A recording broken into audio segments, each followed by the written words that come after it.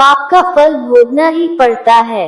एक बार एक सुप्रसिद्ध उदासीन संत स्वामी रमेश चंद्र जी महाराज पिलखुवा पधारे थे। आपने अपने सदुपदेश में कहा कि मुझे साधु बेला के संत की आज्ञा है कि तुम जहाँ भी जाओ मेरी यह कहानी की मैंने कैसे कैसे घोर पाप किए और उसके फल कैसे भोगे सबको सुना देना और मेरी ओर से चेतावनी देना कि झूठ से, छल से, बेईमानी से और लूट मार कर रुपया कमाने वाले लोगों, याद रखो तुम्हें यह धन यहीं पर छोड़ जाना है, साथ नहीं ले जाना है। मेरे नारायण के यहाँ देर है, अंधेर नहीं, न्याय है, अन्याय नहीं। वह जैसे को तैसा फल अवश्य ही देता है और जिसका लिया है उसकी पाय पाय चुकानी पड़ती है।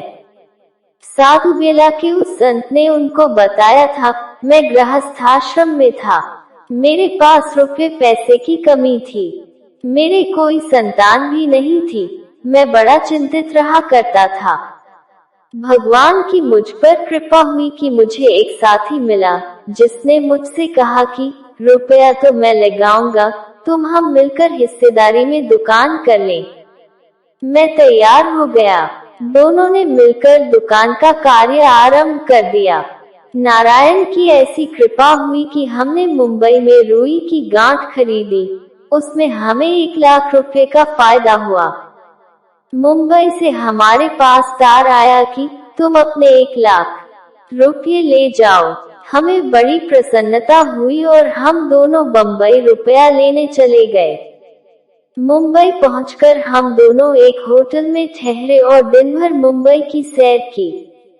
मेरे साथी ने मुझसे कहा, अभी 2-3 दिन और ठहरेंगे, मुंबई आए हैं तो खूब सैर कर लें, रोज रोज कहाँ आना होता है। हमने 2-3 दिन मुंबई की सैर की, खूब घूमे, सब कुछ देखा। फिर हमने जाकर 1 लाख रुपए ले लिए और होटल में आ गए। मेरे मन में पाप उदय हुआ। मैंने सोचा कि यदि इस साथी को मार डाला जाए तो सारे रुपए मेरे हो जाएंगे। मैंने उसे मार डालने का निश्चय कर लिया और रात में होटल के कमरे से नीचे उतरा और चुपचाप बाजार में चला गया। मैं वहां से विष मोल ले लाया और उसे दूध में घोलकर उसको पिला दिया। बेचारे साथी ने पी लिया। उसे मेरे मन के पाप का क्या पता था। रात में ही उसकी मृत्यु हो गई। मैं प्रातः काल जाकर किराए पर कार ले आया तथा मृत साथी को बीमार बताकर कार में लाकर लिटा दिया। कार को मैं सीधा समुद्र के किनारे ले गया। अपने मृत साथी को समुद्र के किनारे लिटा दिया। कार वाले को 100 रुपये देकर चलता किया। अब मैं आनंद से 1 लाख रुपये लेकर खुशी मनाता घर लौट आया। मेरे आने का समाचार मेरे हिस्सेदार के घर वालों को मालूम हुआ। दौड़े हुए मेरे पास आए और बोले, सेठ जी, हमारा आदमी आपके साथ मुंबई गया था, उसे कहाँ छोड़ आए, उसका क्या हुआ?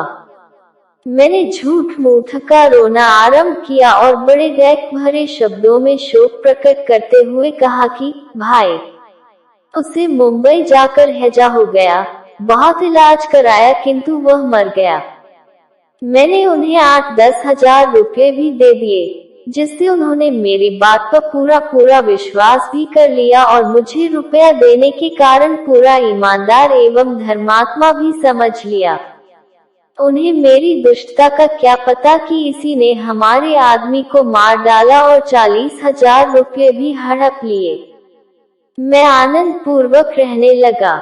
चैन की वंशी बजने लगी। मेरे संतान नहीं थी। 1 वर्ष के पश्चात ही मेरे पुत्र हो गया। अब मैं तो बड़ा प्रसन्न हुआ और मैंने मन ही मन कहा कि मैंने हिस्सेदार को मारकर बड़ा अच्छा किया। मेरे पास रुपए भी खूब हो गए और अब मेरे लड़का भी हो गया। मैं लड़के को लाड़ प्यार से पालता हुआ सुख से दिन बिताने लगा। धीरे धीरे लड़का बड़ा हुआ, उसकी शिक्षा शुरू हुई और अंत में मैंने उसे इंग्लैंड पढ़ने भेज दिया। लड़का विवाह योग्य हो गया, इंग्लैंड पढ़ने गया है। इस बात की चारों ओर धूम मच गई। चारों ओर से बड़े बड़े घरानों के सेठ लोग शादी के लिए आने लगे। कोई 20,000 रुपये देने की बात कहता तो कोई 50,000 पहले देने को कहता। मुझे पूरा पूरा विश्वास हो गया कि 1,00,000 रुपये तो सगाई में ही मिल जाएंगे, बाकी के विवाह में अलग रहे। आखिर लड़का विलायत से पढ़कर आया था। एक दिन वह रात में सिनेमा देखने गया। रात में ही उसे बुखार हो गया। मैं बहुत घबराया। मैंने बहुत बड़े डॉक्टर को बुलवाया और उसे दिखाया।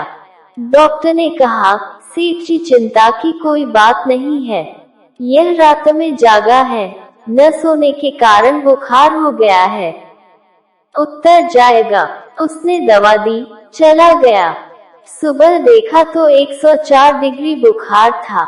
अब तो मैं बहुत घबराया। थोड़ी देर बाद देखा तो बुखार 106 डिग्री निकला। मेरे होश गुम हो गए। मैंने शहर के बड़े बड़े सभी प्रसिद्ध डॉक्टरों को बुलवाया और लड़के को दिखाया। सबने लड़के को देखा। मैंने उन्हें 500 रुपये दिए।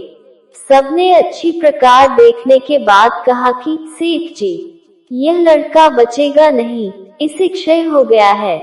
मैं घबराया और रोकर डॉक्टरों से कहा कि चाहे जितना रुपया खर्च हो जाए, इसकी चिंता नहीं, पर मेरा लड़का बचा लो।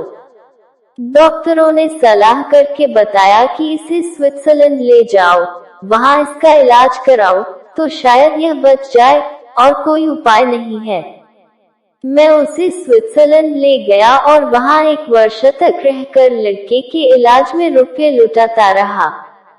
अंत में 1 वर्ष पश्चात वहाँ के डॉक्टरों ने भी जवाब दे दिया और कहा, तुम्हारा यह लड़का कुछ ही दिन और जिएगा, बचेगा नहीं। माथा पीटता रोता धोता लड़के को अपने देश में, अपने शहर में ले आया। घर वालों को, रिश्तेदारों को, मिलने वालों को मालूम हुआ तो सभी उसे देखने आने लगे। मृत्यु का समय आ पहुंचा। मैं 2 घंटे पहले रोता धोता, सिर पीटता लड़के के पास आया और उसकी तरफ मुंह करके आवाज देकर कहा, बेटा जरा आंखें तो खोल दे। उसने मेरी आवाज सुनकर एकदम आंखें खोल दी और हंसा। लड़के को मृत्यु के मुंह में जाते समय हंसते देखकर मेरे आश्चर्य का ठिकाना न रहा। मैंने रोते हुए उससे हंसने का कारण पूछा, बेटा तुम हंस क्यों रहे हो? लड़के ने कहा, पिताजी आपने मुझे पहचाना कि मैं कौन हूँ? मेरी और गहरी दृष्टि से देखो, मुझे पहचानो कि मैं वही तुम्हारा हिस्सेदार हूँ, जिसे तुमने धोखे से बंबई में जहर देकर मार डाला था। मैं अब तुम्हारा पुत्र बनकर आया हूँ। मैंने अपना सारा रुपया पाए वसूल कर लिया है, ले लिया है। अब मेरे तुम पर 500 रुपये शेष बचे हैं, उन्हें मेरे क्रियाकर्म में लगा देना। जय राम जी की। अब मैं तुमसे विदा होता हूँ, जाता हूँ। इतना कहते ही लड़के ने प्राण त्याग दिए। मैंने जब गहरी दृष्टि से देखा तो मुझे प्रत्यक्ष उस हिस्सेदार की लड़के में दिखलाई पड़ी।